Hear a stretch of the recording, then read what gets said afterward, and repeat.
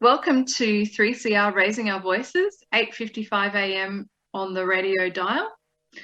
This month, we're talking about disability and the QR code. So, first of all, I'd like to begin by acknowledging the traditional custodians of the land on which we gather or meet today and pay my respects to their elders past and present. I extend that respect to Aboriginal Torres Strait Islander peoples here today. I'll hand over to Amanda, who will do some more introduction of our show. Hi, listeners. This is Amanda, and this is the Raising Our Voices program, which is going to be speaking about disability and the QR code, which is a pain in the butt, but still. On the program, we got Norrie. Somebody help me with the other two names. Justin. Myself and Justin. And I'm Bronwyn from Armida. Oh, thank you for picking up those few last names for me. Today's program is focusing on disability and the QR code. In my book, it has problems, big problems for people with disabilities and plus the elderly people. Most phones are antique. I have an antique phone, which is useless in this current environment. And in my opinion, the government didn't think about people with disability, the older folk. The government didn't look at disability, or people can't read, can't write, can't see, this and that, and Can't hear. And all kinds of disability out there. The government didn't take them into account, in my opinion. Now, it is only for the ones who got the iPhone and the updated phones. And fine, if you're with a carer, you're covered. But what happens if you're by yourself? Now I open the floor. Exactly. I think you've got a good point there, Amanda, when you say that perhaps it wasn't designed with people with disabilities in mind, or people who are aging, or even kids who are young, who might be on their own, going places around. And I know that it's the QR code system has been set up as a way to help during the pandemic, the COVID-19 pandemic, with contact tracing. It's a way of saying that a person was at a specific place at a certain time, but it's got a lot of problems. I agree. It's not very user friendly. And also, it's a lot of people, such as myself, that don't have an up-to-date phone, who will be forced to get a new phone, and I don't think I'm the only one who's in that big boat. And also, it's an older person. I know a person in Queensland who is 91, and her phone is no good. It's just like mine. Yeah. So I have noticed in some places where I've been, say, for example, the chemist down the road, I've had problems signing in with the QR code, and they have a book there that I can write down my name and my phone number and the time that I was there. So that's one way around it. But what about for people who can't write their name, or who don't have a phone number? There's a person in my group, in Ball Over group, she can't write her name. Like I saw in the movie, you can't sign your name, just put an X mark with and get someone to be with you to say who that person is. So yeah, that's a really good example. Yeah. And in my opinion, if the government didn't talk or take a survey of this subject coming in towards the disabled people plus the elderly person, and plus down my way, there's no pen and paper out. It's not big enough for me to write in. And if that's not out where you can see it, they should advertise that stuff you can sign in, but that's still not applicable for the people that can't read or write or anything like that, in my opinion. Yes. That my way. You've got to even use a QR code to go to the dunny. I was doing a little bit of research about QR codes before we had the show. I noticed that the QR stands for quick response. That's what the QR means. It's talking about quick response code. And I noticed also that it was invented in 1994 by way back in 1994. Wow. Yeah, way before this COVID-19 pandemic, by a company. The company holds the patents and rights for the QR code, but they've chosen not to exercise those rights. So that means that the QR codes are free of any license. Anyone can use them. Very interesting. Yeah. So, Amanda, when you've gone to shops or services, have you been refused entry because you haven't been able to sign in? And because of my carer that comes with me on a Friday puts me in and she saves my bacon. But the question is, what happens if I'm down the street by myself? Whoa, Nettie! That's right. I noticed also Reinforce have been talking about this as well. Amanda and Norrie, I guess you guys have been discussing it behind the scenes. I do know that lots of people have been frustrated about the use of the QR codes. You know, when things don't go right, when they don't have the device, like you said, or they can't use it for whatever reason. The general consensus amongst Reinforce is that it's not right to stop people from going places if you don't have the technology for that. People shouldn't be left out because they can't use a QR code. And all places should have a sign-in sheet where people who can't use the QR. Yeah. No, not down my way. They haven't got it on deck. But if it's not down open to see, where is it put? And there's no instructions to go. This is not here. Put the instructions out. This is what you do to sign in, blah, blah, blah. That is not on the radar at the moment. I think, Norrie, somebody's given you a diagram. I've been given the diagram and instructions on how to use the QR code. Do you want to talk about that a little bit? Well, there's basically 6 steps for that. Step 1, you download the apps, which is the Service Victoria apps, and it's like an orange little square, and there's a triangle in the centre of it, and it's got service written across it. That's step 1. Then to step 2, at the venue, before you enter the venue, you must check in using the Service Victoria apps, and then that's step 2.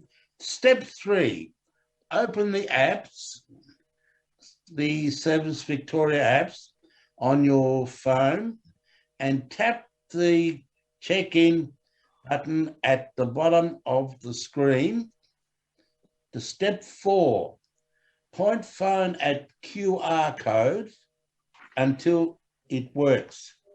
Step 5, enter your details, enter your name and phone number, and click the check-in to this location. And step 6, the last one, is look for the green tick, right? Wait for the green tick and you're checked in. So there's 6 basically steps for the how to use the QR code. And Now, there's some phones. Norrie, There's some that phones, will not work on my end. as Amanda was saying, some phones don't work, which I agree with Amanda. Some phones don't work on that. But there may be some people out there who do have an updated phone and it will work. I agree with Amanda. Amanda's right. Old phones don't work on it. I agree with her. And I agree. She's saying, no, it doesn't work on old phones. The other step is, if you can't do that with an old phone, there should be another form or paper there to write your name and address and your phone number. That should also be there. And Amanda's saying, look, there's nothing there to say, look, how do I sign my name? Where do I put my address? Where do I put my phone number? You've got to look at that as well, besides the QR, because that's more important. Or you either do that or use the QR. But I agree with Amanda is, look, if you can't use the QR, use the other form to sign your name and address. There's another situation I've noticed too for the parts that I've been into. People do not sanitize their hands, and that's driving me nuts.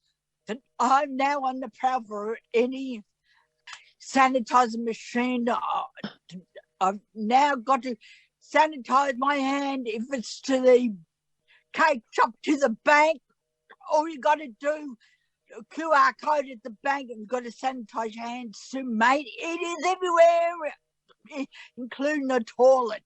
Please, people, wash your hands and use the QR code to keep us safe. Over to you, Justin, if you wanted to say something about the QR codes. How do you find it? I know. I get along fine, but I did one person had a problem when he's got to sign in and everything, but he signed in and everything, but they said, you got to have a mark. I said, I got it on me. You have to go back outside and find it. On its way out, he found it. He said, no, you have to retry it again. So I've already signed. No, you got to retry it again and then put your mark on it. No, so that's unfair. You always sign it. All you have to do is put your mark on and you go again.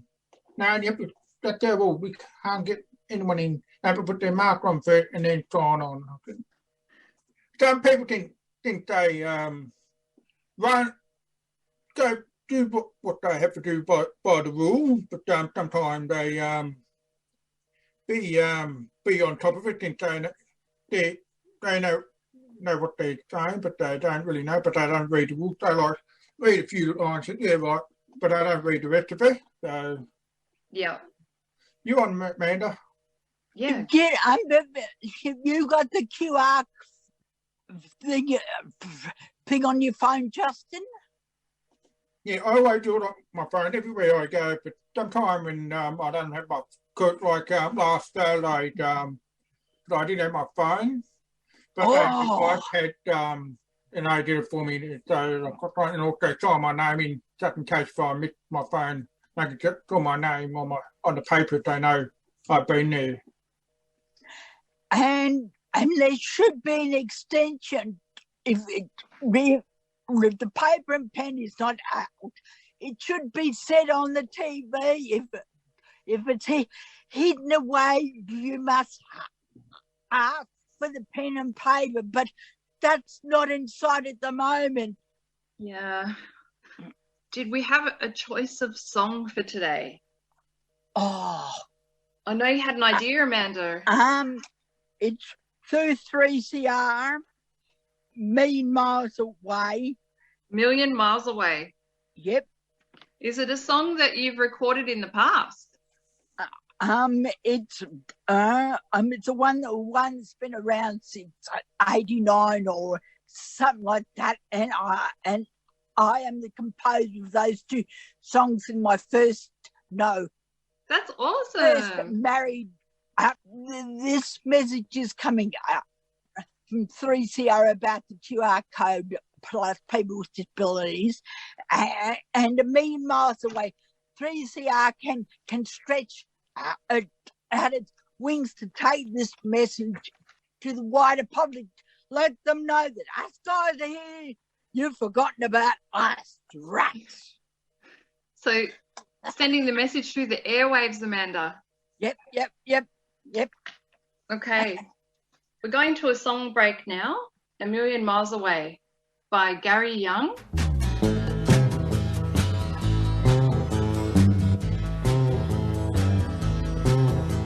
A river, a mountain to be crossed. The sun shines in mountains is sometimes lost. Around the south side, so cold that we cried. Were we ever colder on that day? A million miles away, and it seems from all eternity. Move forward was my friend's only cry. In deeper to some place where we can lie. Rest for the day with the cold in our way. Were we ever colder on that day? A million miles away, and it seems from all eternity. Yeah, yeah.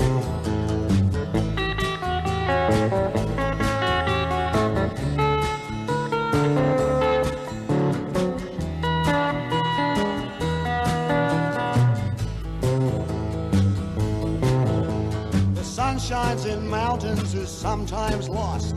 The river can disregard the cost. A melt in the sky, the warmth when you die. Were we ever colder on that day? A million miles away, and it seems from all eternity. Yes, it seems from all eternity. Oh, yes, it seems from all of eternity. Whoa, whoa, it seems from all eternity. Whoa, yes, it seems from all eternity. Whoa, whoa, it seems from all eternity. Whoa, yes, it seems from all eternity.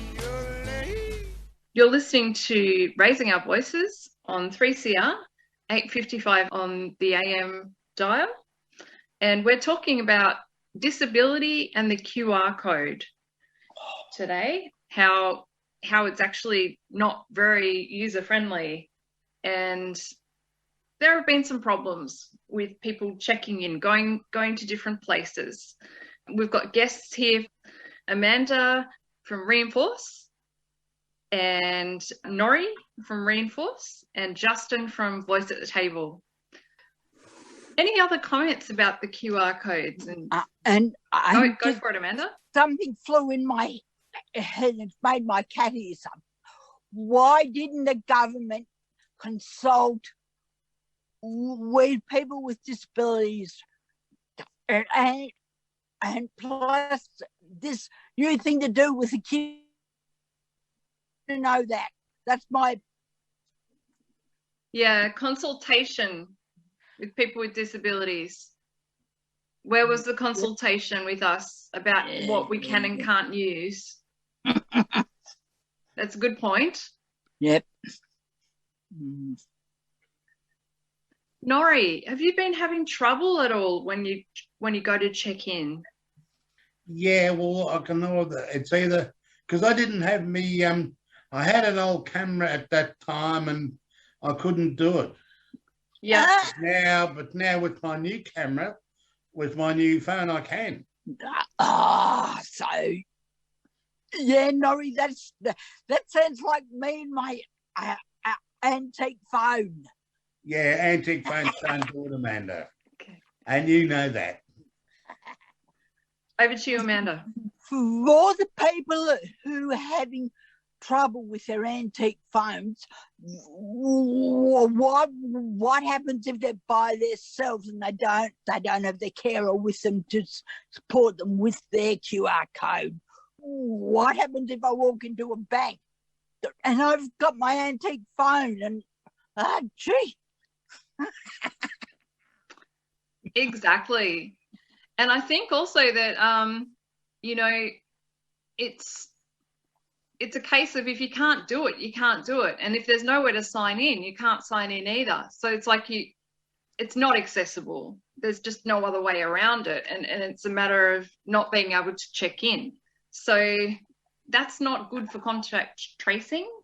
No. And another question just flew into my head.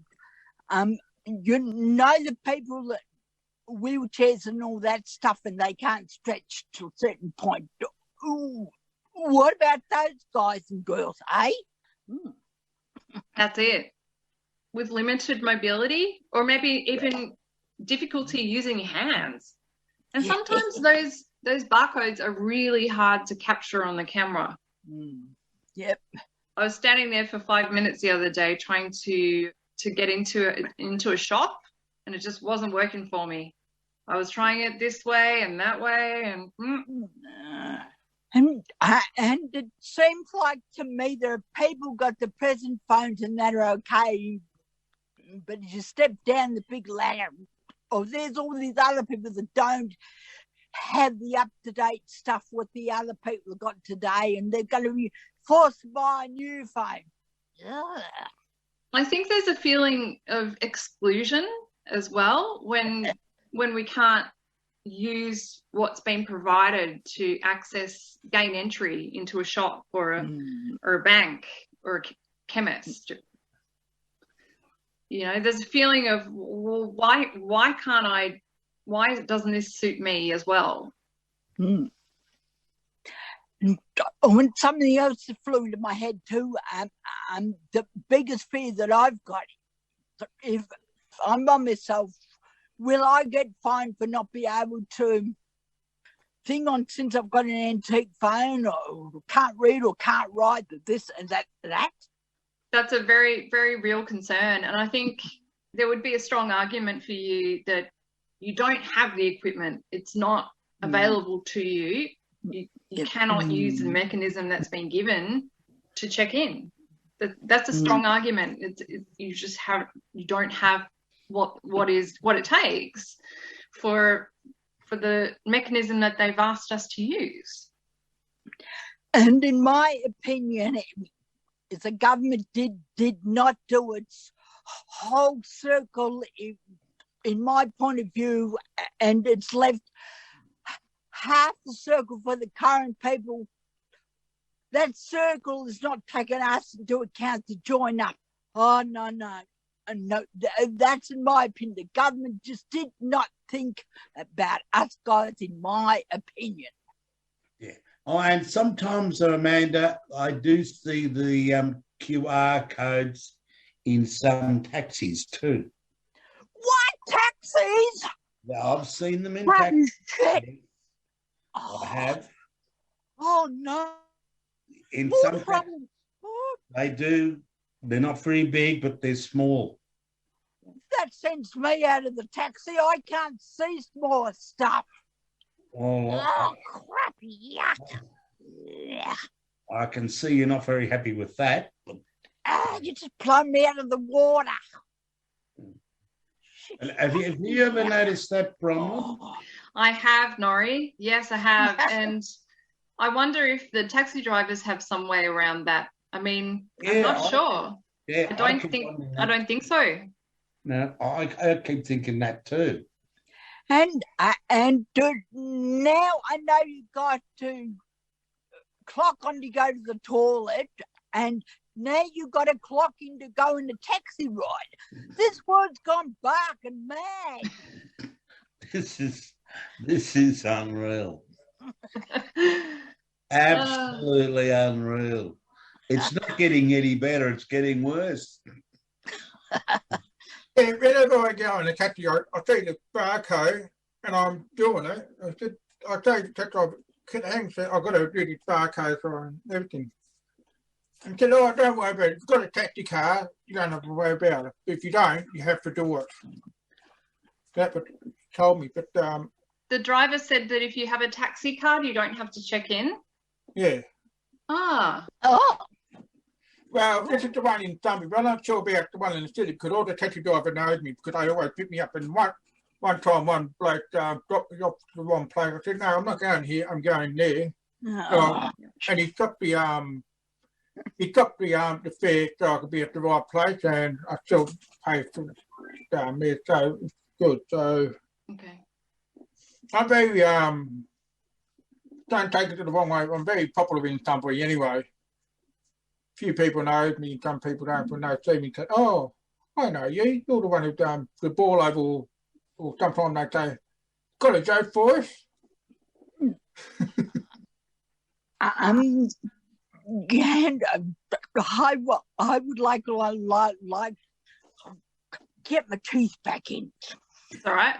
And next program is in August, and I think Raising Our Voice is going to be 35 years old. Yes. Okay. Do you want to do 17th of August? And Okay, 35 years is a long time to be on 3CR. It sure is. You've been listening to 3CR, Raising Our Voices. Today we've been talking about disability and the QR code, or the Quick Response Code, which is what it stands for. We're talking with Amanda Amelia, Justin O'Brien and Norrie Blackman, and I'm Bronwyn Trickett at Amida. We have been talking about the challenges that QR codes present and the inaccessibility of it for people who don't have devices that have a camera or are up to date with QR scanning, and also people who are aging. And it's 15 years ago we didn't have this bug, but it's more than a pain in the butt. It's a thorn in my side, by the group called Arithmetics. That's a great song, Amanda. I love that song. And can I please urge the public out there to sanitize their hands and use the barcode, because if you don't, we will not get better and we need to get better. Do your hand and use the QR code. Think of other people. Please think of other people first. Thank you. Keep safe and keep safe. Keep safe. Thanks to Norrie Blytheman from Reinforce, Justin O'Brien from Voice at the Table, and Amanda Amelia from Reinforce today discussing disability and the QR code.